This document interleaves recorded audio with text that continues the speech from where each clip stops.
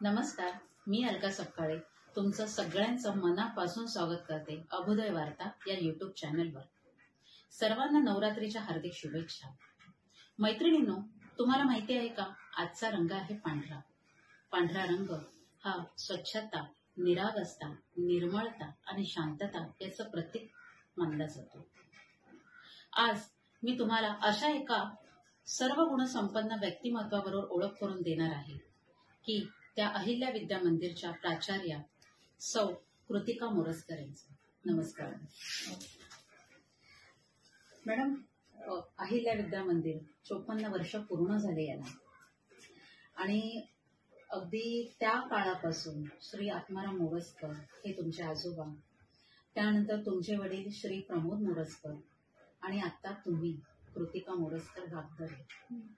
कसा आहे तुमचा हा प्रवास, हा वारसा तुम्ही चालू ठेवलाय, त्याबद्दल तुम्हाला काय वाटतं, त्याबद्दल सांगा। खूपच सन्मान आणि गौरवाची गोष्ट आहे की माझ्या आजोबांनी ही जी शिक्षण संस्था चालू केली त्याचा वारसा म्हणून मी पुढील सदस्य आहे।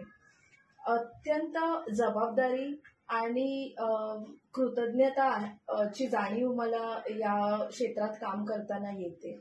संस्थेचे जे मूल्य आहेत, शिक्षणासाठी आणि समाजासाठी काहीतरी करत राहणे, ही गोष्ट जेव्हा लक्षात येते तेव्हा दररोज चांगलं काम करण्याची प्रेरणा मला मिळते। नक्कीच, त्याबद्दल शुभेच्छा। माध्यम तुम्ही हँडल करताय, असं नाहीये की ते तुम्हाला सहज सोपं जात असेल, खूप अडचणींना तुम्हाला सामना करावा लागत असेल, तर तुम्ही ते येणारे प्रॉब्लेम कसे फेस करता, त्याबद्दल सांगा। डेफिनेटली इंग्लिश मीडियम मध्ये काम करताना खूप आव्हाने येतात आणि त्या आव्हानांना सकारात्मक दृष्टीने सामोरं जायचा प्रयत्न आम्ही रोज करत असतो। त्याच्यासाठी ऍक्टिव्हिटी बेस्ड किंवा ऍक्टिव्हिटी ओरिएंटेड टीचिंग आम्ही घेतो। त्याचबरोबर आपल्याकडे शाळेत इंग्लिश लॅब आपण चालू केली आहे, ज्याच्यामध्ये आपण आर्टिफिशियल इंटेलिजन्सचा वापर करून वेगवेगळ्या सॉफ्टवेअर्सचा वापर करतो, ज्याच्यामध्ये मुलांची लिसनिंग स्किल्स, लर्निंग स्किल्स आणि व्हर्बली जे बोलतात प्रोनाउन्सिएशन्स, ह्याच्यामध्ये खूप इम्प्रूव्हमेंट दिसून येतात। मुलांचा कॉन्फिडन्स वाढतो आणि डेफिनेटली या गोष्टींचा चांगला ग्राफ आपल्याला येत्या 1-2 वर्षात बघायला मिळेल। त्याचबरोबर शिक्षकांसाठी आणि पालकांसाठी नियमित वर्कशॉप्स आपण घेतो, जेणेकरून इंग्लिश भाषेमध्ये शिक्षण घेण्याचं महत्त्व मुलांना कळतंच, त्याच्याबरोबर पालकांना आणि शिक्षकांना सुद्धा कळतं। सो डेफिनेटली या गोष्टींचा एक चांगला इम्पॅक्ट पडतो। ऍज अ गुरु म्हणून तुम्ही मुलांवर तर चांगले संस्कार घडवतच आहात, ते खूपच छान ऐकून वाटलं की एक आमूलाग्र बदल त्याच्यामध्ये घडून येतोय। तर मुलांमध्ये कॉन्फिडन्स असणं आत्ताच्या काळात खूप गरज आहे। नंतर तुम्हाला शिक्षण क्षेत्रात अजून स्वतः काय बदल असावेत असं तुम्हाला वाटतं? शिक्षण क्षेत्रामध्ये काही बदल होणे अत्यंत गरजेचे आहे। फक्त शैक्षणिक शिक्षणापेक्षा, म्हणजे शालेय शिक्षणापेक्षा to be precise, financial stability किंवा फायनान्शियल लर्निंग, जे आपण आर्थिक साक्षरता म्हणतो, ते मुलांना येणं खूप गरजेचं आहे।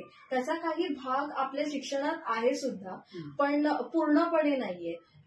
मुलांना ज्या गोष्टीत आवड आहे त्याच्यामध्ये जर त्यांनी करिअर केलं तर डेफिनेटली एक चांगला प्रभाव मुलांवर पडतो।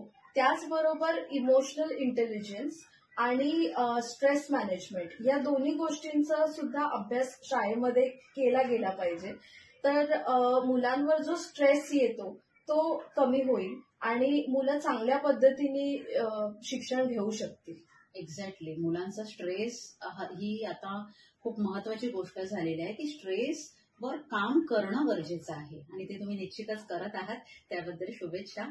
आत्ताची जी न्यू जनरेशन आहे, तुम्ही बघतातच आहात, तुम्हाला खूप प्रॉब्लेम फेस करावे लागतात, त्यांचा माइंड, त्यांची विचारसरणी खूप वेगळी झालेली आहे। तर ह्या येणाऱ्या न्यू जनरेशनसाठी तुम्ही अभुदय वार्ताला काय सल्ला द्याल?